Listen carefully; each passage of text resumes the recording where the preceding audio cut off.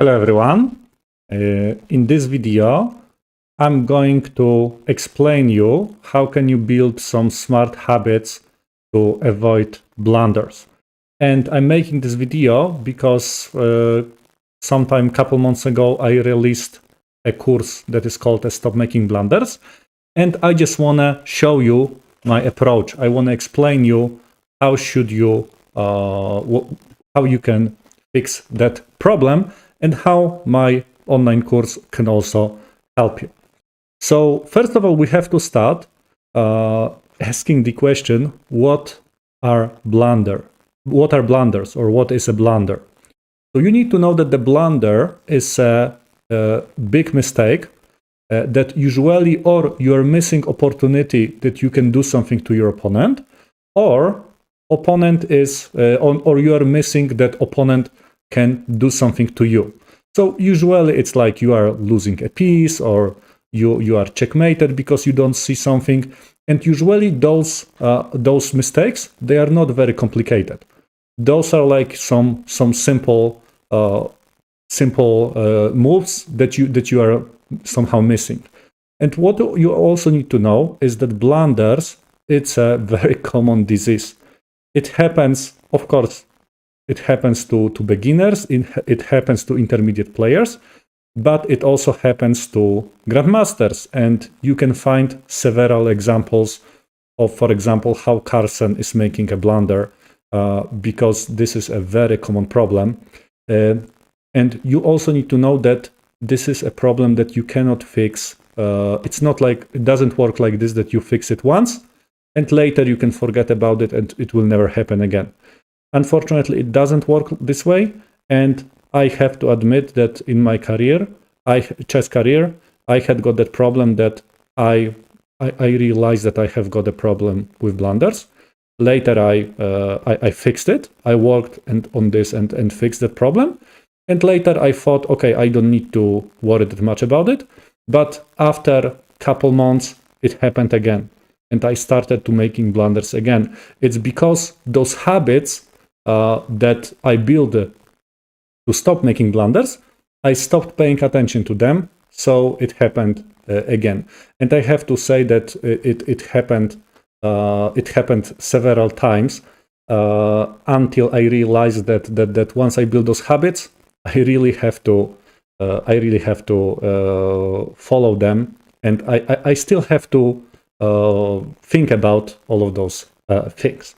So, okay, so what am I going to tell you? So first of all, I really believe that the best way to blunder less is to follow the process.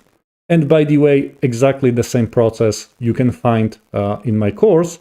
Of course, now I will just tell you how does that process look like. In the course, you have got everything explained in details, and you also have got all of the exercises and all of the things that you have to learn. So first of all, I'm going to start with a short introduction. Later, there is like the whole module about blunder check. After a blunder check, you need to learn, next module is about most common tactics, because you need to know that blunders is very closely connected to tactics and tactical skills.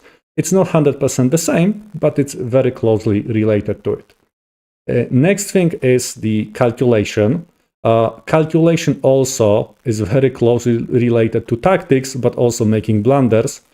And later, finally, we have got last theoretical module. It's about psychology, because a lot of blunders, they happen because of some psychological problems or some problems that are out of the board. So I just call it, psychological aspects of making blunders. And after that, so there are some more theoretical chapters, because you of course need to know something. Later, we go into the next step. Once you know something about it, you have to learn how can you do the blunder analysis, because you can learn the most on your own mistakes. So first of all, you have to learn how to make a proper blunder analysis. You can learn that on some other games, or in the course I have got some examples, of course, with solutions that you just need to do that and compare solution later. But once you master this, later you're supposed to spend at least 3 weeks on just analyzing your own games, because you need to know that as I said earlier, you can learn the most on your own mistakes. Because usually if someone has got a problem and is missing forks, usually it's missing a lot of different forks, right? And another player can have a problem with pins and skewers, for example. And usually it happens. So you probably are better in some of the elements, but you have got a problem with some other elements, like, you may have a problem with spotting, back rank checkmate, for example, if you're not paying attention to your king's safety enough. So this is why it's so important to make a blunder analysis of your own games. So later you can fix those mistakes, and you can pay definitely more attention to it when you're playing games. But of course, first you have to analyze those games to realize what your specific problem is. And of course, after that chapter, in my opinion, this is the most important module in the whole course, but also the most important module in the whole process of not making blunders. I'll tell you what can you do next to not to make the same mistake as I did, that I stopped paying attention to that. So there are 8 modules, and now I'm gonna talk a little bit more about each module. But you also need to know that even without this course, if you follow that plan, you will just make less blunders. So couple words for the start. You need to know that you need to learn some theory, you need to do some exercises, and you're also supposed to do something that I call a basic tactical training. Because it's not enough. Theory alone is just not enough. Later you have to do some specific exercises. So if, for example, you learn, okay, I mentioned forks. So you have to learn about forks. You need to learn some information about forks, some theoretical information. And later you have to do some exercises to figure it out. Can you find forks in games? And plus, you have to do the basic tactical training. And this is how that course is built. Theoretical part, practical part, and general or basic tactical training. And you need to know that this course, it has got 8 weeks. It can last 8 weeks or 16 weeks, depending also, and this is of course the time that you need to blunder less, depending how much time you can spend a day. If you can spend 1 hour a day on fighting with blunders, if you can spend 1 hour, you can do it in 8 weeks. If you can spend 30 minutes, then of course it lasts a little bit longer, but it should last 16 weeks. So this is how, and of course you have got the whole training plan day by day that you can follow. So this is about introduction about this course. Later about the blunder check. You need to know that blunder check is a process that you have to get a habit to do that after every move. So you have to ask yourself basically 3 questions. First question is, what is the purpose of the opponent's move? This is the first and basic question you should ask yourself after opponent plays the move. And there is, for example, in the course, you will find a nice exercise called reverse tactics that can really help you to deal with that problem, right? To recognize what is the purpose of the opponent's move, what does opponent threat. Next question you have to ask yourself is, can I get something for free? Can I capture something? Because don't forget, I mentioned that at the beginning, but don't forget that blunders is not only when opponent is, when you lose a piece, but it's also that if you have got an opportunity to win a piece and you don't get it, don't capture this. This is also a blunder. This is also missed opportunity and a blunder. So second question that you have to ask yourself is, can I capture something for free? And finally, later, the last question you have to ask yourself, it's like once you have got the idea and you want to play the move, it's a good idea to double check. Is my move a blunder? Or will I lose something after I play this move? So this is something that and of course in the course you'll find a lot of I mean, some theory, some exercises that will help you to learn all of those, to learn how to use all of those questions. Plus, you also have to do the basic tactical training, as you know, as every day you post. Later, about most common tactics, you need to know that we have got in chess 7 most common tactics that are responsible for 80 or 90, even 90% of all tactics. Those are forks, pins, skewers, removing of the defender, discovered attacks, backrank checkmates, plus something that's called kiss of death or checkmate in front of the king. So you have to focus, if you want to make less blunders, you have to focus on those things, because you also need to know that blunder is not only when opponent captures knight in one move, but it's also when opponent makes a fork. You don't see, for example, that there is a fork. So simple tactics, you have to learn about them. You have to also do some exercises about them, plus basic tactical training, as I said earlier. Plus, I also have got a couple videos about how can you spot tactical motifs, because this is the easiest way to recognize is tactics coming, tactical motifs. So you follow symptoms that tactics can happen. And okay, this is something, of course, I mentioned several times, but if you follow me, that the most common tactical motif is undefended piece. So if you see that on the board there is somehow an undefended piece, there is a big chance that one of those simple tactics is going to happen. This is the reason why you should follow those tactical motifs if you want to find it. Later, after that module, couple words about calculation. You know, calculation, if I can explain you calculation in 2 sentences, it's not very complicated. You have to pick some candidate moves. Usually those are checks, captures, threats. Later you have to analyze it move by a move, and you have to make the decision. So theory behind, of course, every element can be explained a little bit more. But if I can explain you calculation in 10 seconds, it's not that complicated. The harder part is later. The harder part is how can you put it into the practice? How can you train your brain so it will follow that pattern that you know, almost automatically. So and this is, you know, in this course also exercises are focusing on that part, right? Not on the theory, but mostly on the how can you put it into the practice.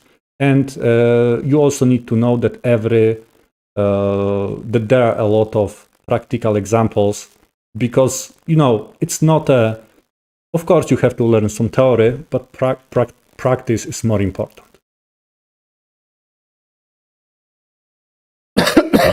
Okay, the next thing is psychology. So you need to know that there are a couple psychological patterns that you need to learn how to deal with them, right? Because I observe them very often, and it's a great chance that if you're, especially when you're watching this, you have got a problem with at least one, but probably you have got a problem with more than one problem that I will mention, and all of those problems will make you blunder more. So first of all, you need to know that it's not a good idea, especially when you're learning some new habits, to play fast time controls. So blitz, bullets, it really ruins your habits. This is the reason why you have to play slower time controls. Also, next thing is focus and concentration. It's very important. I can see on my case that if I'm not focused, or I'm taking, you know, or I play the game and I check the phone, for example, I got a message, my level goes down like 200 rating points. Really, it's so important. And I'm showing, of course, some exercises. What can you do to improve your concentration during the chess game? Another important thing is warm up. If you do sports before you play football or soccer, whatever you call it, it's a good idea to do the warm up. So if you just play it without any warm up, you might be injured. It's obvious. It's obvious, and you need to know that it's the same with chess. You have to do the proper warm up, and you need to make it as a habit, right? That you make a warm up so your brain can start working well. Next thing are automatic moves. It happens to everyone, right? And this is something that you definitely need to eliminate if you want to make less blunders, because I don't know, half of the blunders probably happen after automatic moves. Another important psychological problem is resigning. You lose a piece, you're upset, you're resigning, and this is something you definitely have to fix. Because I think it was the Tartakova, right? So he used to say that you can never win the game if you resign.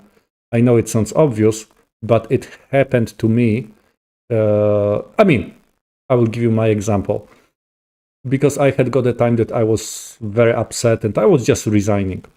After I made a big mistake. Even if my position wasn't that terrible, but for example, I was up a piece, I was attacking, and I blundered that piece. And so position was equal, but in my eyes, position was terrible because I was almost winning. And you see, the position would be equal, anything can happen, and I was resigning. I'm pretty sure a lot of you have got the same problem, and the best thing you can do is just not resigning. You have to accept the fact that you made a mistake. You have to deal with that, and then you just need to keep playing. And I'm showing you how did I fix that problem. Another thing related to this is controlling your emotions and keeping a cool head. It's very closely related, because emotions during the chess game are really bad. That they can really ruin your game. So your head needs to stay cool. Another thing is about underestimating or overestimating your opponent. Again, this is something that almost every player has got that problem with. Also, time management is important. You need to know how to manage your time, and because it's you manage your time differently. If you play 15+10 game, you manage your time differently than when you play a classical chess game. And there are some methods that can help you with this. Okay, and finally, you need to know that all of those typical problems to make blunders is it's something you can learn how to fight with. Just need to have some good exercises, and you have to control those behaviors when you play the game. So you have to analyze that. You have got. By the way, in the course I include some kind of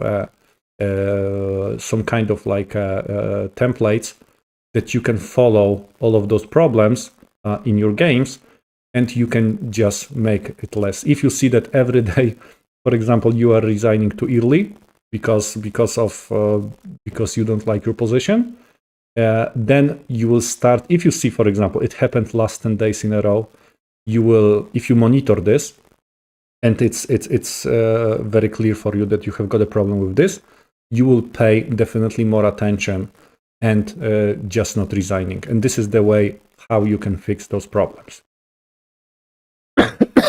Okay, next thing is about blunder analysis. So basically, again, if I can explain you blunder analysis in a couple words, you just need to go move by a move and try to spot some of the mistakes. Of course, in this here you don't follow some strategical mistakes. You want to focus on blunders or resigning too early. This is also a mistake related to blunders, or For example, Blunder with the calculation, if you can spot it, or some automatic moves, and you have to just go through some of those games, learn how can you do that properly.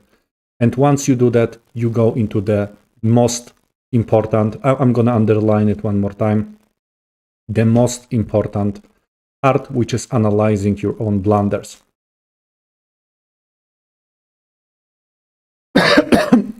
Believe me, if you learn how to make a blunder analysis on some other games, and later you go and you take your game, right? Take a look. You can even do it right now. If you do this, you take your game and move by a move, you are analyzing.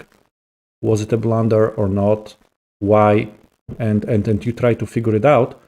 And if every day for 3 weeks you will just make a blunder analysis, you will see a big difference. Of course, you need to have some theoretical knowledge how to do that. But this is probably the most effective exercise to blunder less. Of course, I know, it's simple, but it's not easy. But I never said that it's gonna be very easy, right? Because another very important thing, and it's I'm talking in general about blunders. I'm talking about whole modules, but in general about if you want to make less blunders, you have to be consistent. You have to be consistent in your training. You have to be consistent in the process of your thinking.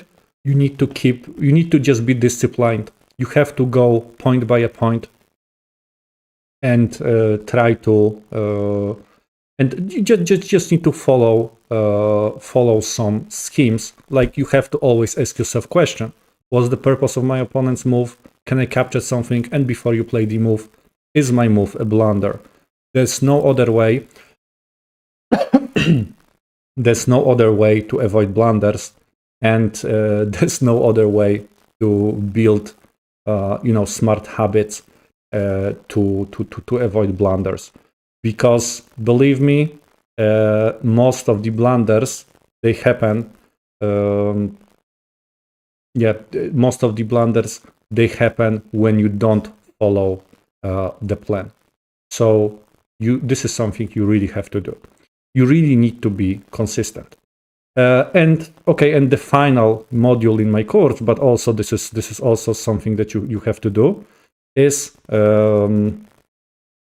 you have to do, I call it basic tactical training, but this is a group of exercises that you are doing and that will help you to keep all of those habits alive. So this is something you have to do. Of course, you don't have to spend that much time. I think it's 15 minutes a day is enough. After, if you have got that knowledge, that you learned from this course. But 15 minutes a day is enough to keep all of those habits alive. And also a good idea is to make a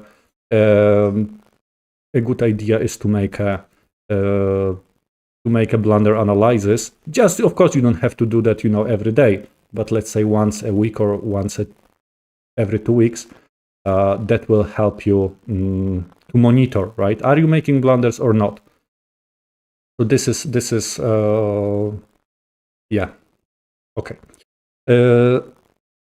okay. And so those are like the habits, and this is how should you do that. So you have to go through some of those points. You have to fix problems with a blunder check, with tactics, calculation, psychology, and you have to make a blunder analysis. Yes, that's the very important thing. Yes, Steve. Yes, those are like the things you need to be consistent with. You really have to be consistent before you play over the board game or you play the online game if you want to make less blunders. And by the way, you need to know that if you stop making blunders, or if you reduce, because it's hard to not make blunders at all, but if you reduce them 90%, and it will really completely change your game. I know a lot of people who use that, and their rating goes up 300 or 400 rating points. It's nothing unusual. Of course, if you trust the process, and if you follow this. So yeah, so you just need to know, and this is probably gonna be my final thought, that my course, you can find, by the way, information about that course, you can find the link below the video. It's just a structured process, the training plan that you just need to follow, and after 8 or 16 weeks, depending how much time do you want to spend every day, you will learn all of those habits that I was talking about last half an hour, and you will have some the theoretical background. You will have some exercises that will help you to build those habits, and you will definitely blunder less. Okay, so thank you very much for watching this. I know it was. I really recommend you to do some. I really recommend you to do some notes out of this. By the way, on this website of my course, you can also find modules and chapters modules and lessons of that course. And I was talking about it, so you can also check it if you want to have a bullet list of things that you need to fix. Thank you very much for watching, and yeah, check my course, and I'm pretty sure if you want to have a clear process, you should definitely check it. Goodbye.